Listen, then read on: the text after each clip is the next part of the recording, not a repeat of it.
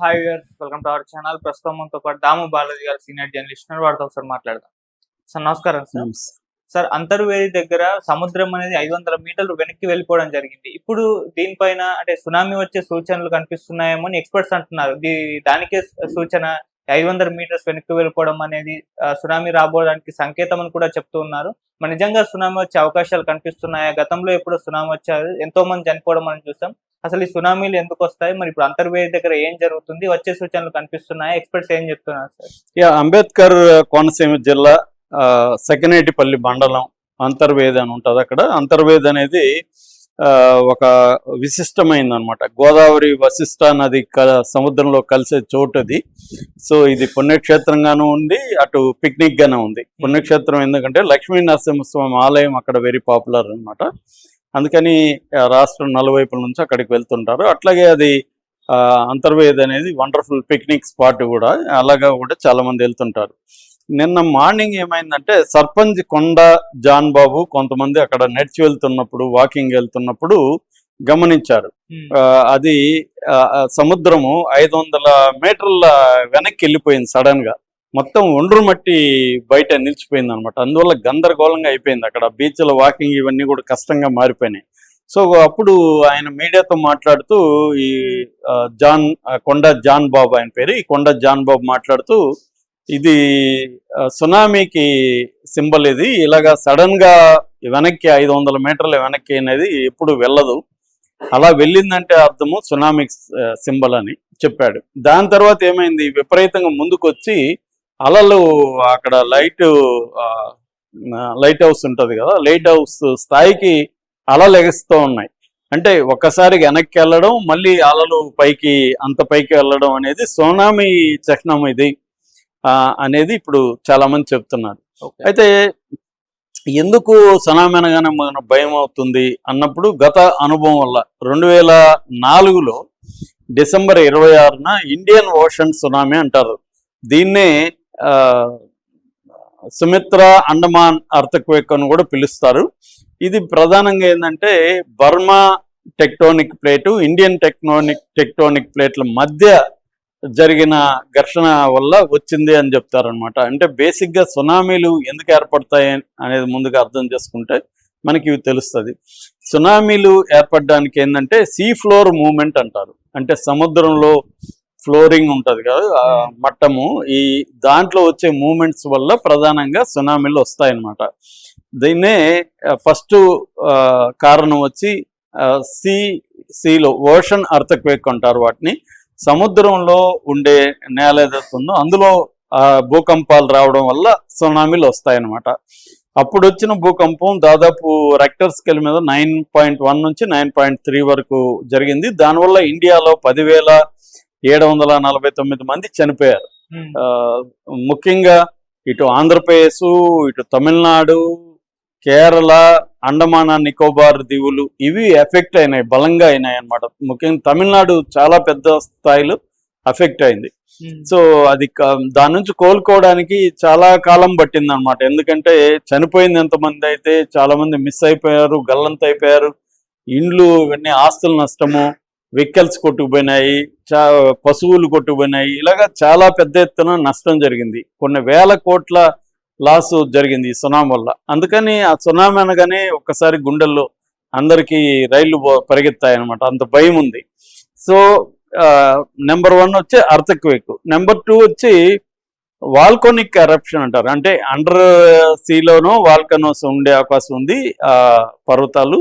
లేదు బయట వాల్కనోస్, సముద్రం దగ్గర ఉన్న వాల్కనోస్ ఎరప్ట్ అయినప్పుడు కూడా దాని ఎఫెక్ట్తో సునామీ వచ్చే అవకాశం ఉంది. మూడవది ల్యాండ్ స్లైడ్స్. సముద్రం పక్కన ఉన్న పెద్ద పెద్ద ల్యాండ్ స్లైడ్స్ సముద్రంలోకి కానీ కూలితే దానివల్ల అలల్లో మార్పు వచ్చి వస్తాయన్నమాట. అర్త్క్వేక్ వల్ల కూడా అలల్లో చేంజ్ వచ్చేస్తుంది, భూమిలో ఉన్న అలల్లో చేంజ్ వచ్చి అలలు చాలా పెద్ద ఎత్తున జనం మీదకి, అంటే చాలా హైట్లోకి అవి వచ్చేస్తాయి అన్నమాట, జనావాసాల మీదకి. అట్లాగే లార్జ్ మెటీరియోరైట్ ఇంపాక్ట్ అంటారు. అంటే ఆస్టరాయిడ్స్, కోమెట్స్ లాంటివి సముద్రంలో పడినప్పుడు దాని ఎఫెక్ట్కి అల్లకల్లోలంగా మారుతుంది సముద్రం, దాని నుంచి కూడా వస్తాయి. అయితే ఎక్కువగా వచ్చేది మాత్రం సముద్రంలో భూకంపం రావడం వల్లనే సునామీ అనేది బలంగా వస్తుంది. సో మనకి ప్రధానంగా అతిపెద్ద ఇప్పటివరకు చరిత్రలో జరిగిన 5 సునామీల గురించి చెప్పుకుంటే, నెంబర్ 1 వచ్చి ఇప్పుడు చెప్పిన 2004లో వచ్చిన ఓషియానిక్ సునామీ, అంటే ఇండియన్ ఓషన్ లో వచ్చిన సునామీ, హిందూ మహాసముద్రంలో వచ్చిన సునామీ. ఈ సునామీ అప్పుడు మొత్తం ప్రపంచవ్యాప్తంగా 2,27,000 మంది చనిపోయారు. అందులో మనోళ్ళు 10,000 పైన మా ఇండియాలో చనిపోతే ప్రపంచవ్యాప్తంగా 2,27,000 మంది చనిపోయారు. చరిత్రలో ఇదే అతిపెద్ద సునామీ. రెండవ అతిపెద్ద సునామీ అట్లాంటిక్ సముద్రంలో వచ్చింది. ఇది ఎప్పుడు వచ్చిందంటే 1775, అంటే 18వ శతాబ్దంలో వచ్చింది. అప్పుడు 50,000 మంది చనిపోయారు. మూడవది మళ్ళీ హిందూ మహాసముద్రంలో ఇండియన్ ఓషన్లో వచ్చింది. అది 1883లో 36,000 మంది చనిపోయారు. నాలుగవది పసిఫిక్ మహాసముద్రంలో 1896లో వచ్చింది. 27,000 మంది చనిపోయారు. ఐదవది కూడా పసిఫిక్ మహాసముద్రంలోనే 1868లో వచ్చింది. 25 మంది చనిపోయారు. అంటే ఇదంతా కూడా 19th సెంచరీ 18th సెంచరీలోనే 4 అతిపెద్ద సునామీలు వచ్చాయి. 20th సెంచరీలో అంటే 21st సెంచరీలో 2004లో మనకి చరిత్రలోనే అతిపెద్ద సునామీ వచ్చింది. ఈ జ్ఞాపకాలు అందరిలో ఉంటాయి, ఎందుకంటే 21 సంవత్సరం అయింది సునామీ వచ్చి. కాబట్టి ఫ్రెష్గా ఇప్పుడు 40 ఏళ్ళ వాళ్ళు లేకపోతే 35 ఏళ్ళ ఈ ఏజ్ గ్రూప్ నుంచి కూడా అందరిలో కూడా సునామీ జ్ఞాపకాలు ఉంటాయి. ఆ హారర్, అది క్రియేట్ చేసిన హారర్ ఏదైతే ఉందో అది అందరికి ఉంది. అందువల్ల ఇప్పుడు అంతర్వేదిలో సడన్ గా సముద్రం ఇలా ఇదొక సింబల్ గా చెప్తున్నారు. కాకపోతే ఏంటంటే ఇది ఒక్కొక్కసారి జరుగుతుంటది, వెనక్కి వెళ్ళడం, కొంత సముద్రం మళ్ళీ ఏదో ముందుకు రావడం అనేది జనరల్ గా జరుగుతుంటాయి. కానీ ఈ అక్కడ కొంతమంది దీని మీద అండర్స్టాండింగ్ ఉన్న వాళ్ళు చెప్తున్నది ఏమంటే, ఇది ఒకవేళ సునామీకి కూడా దారితీసే అవకాశాలు ఉన్నాయి. ఎందుకంటే ఇది కొంత అబ్నార్మలే, ఇలా ఇంత దూరం వెనక్కి వెళ్ళడం. ఒండ్రు మట్టిని తెచ్చిందంటే అర్థమేమి, సముద్రంలో ఏదో జరుగుతుంది, లేకపోతే ఒండ్రు మట్టి ఇంత రాదు, మామూలుగా తీసుకొస్తుంది. కానీ ఒండ్రు మట్టి ఈ స్థాయిలో వచ్చిందంటే సముద్రంలో ఏదో జరుగుతుంది, ఇది సునామీ చిహ్నము, సునామీకి ముందు ఇలాంటివి మనకి కొంత కనిపిస్తాయి అనేది కొంతమంది చెప్తున్నారు. కానీ మనం ఇప్పుడు సునామీ చిహ్నం అంటే దానికి సంబంధించిన మన గవర్నమెంట్ ఏజెన్సీలు కానీ, మెటీరియలాజికల్ డిపార్ట్మెంట్ కానీ ఇవైతే ఏమీ హెచ్చరికలు కానీ ఏమీ జారీ చేయలేదు. కాబట్టి భయాందోళనకు గురవ్వాల్సిన అవసరం లేదు. కానీ కొంతమంది దీన్ని ఇలా ప్రొజెక్ట్ చేస్తున్నారు. కాకపోతే ఇది సముద్రం ఇలా అబ్నార్మల్గా వెనక్కి వెళ్ళడం, మళ్ళీ అది పైకి లేచి లైట్ హౌస్ స్థాయిలో రావడం అనేది జనరల్గా జరగదు అనేది అక్కడ సముద్రం దగ్గర నివసించే ఎక్కువ మంది చెప్తున్నారు.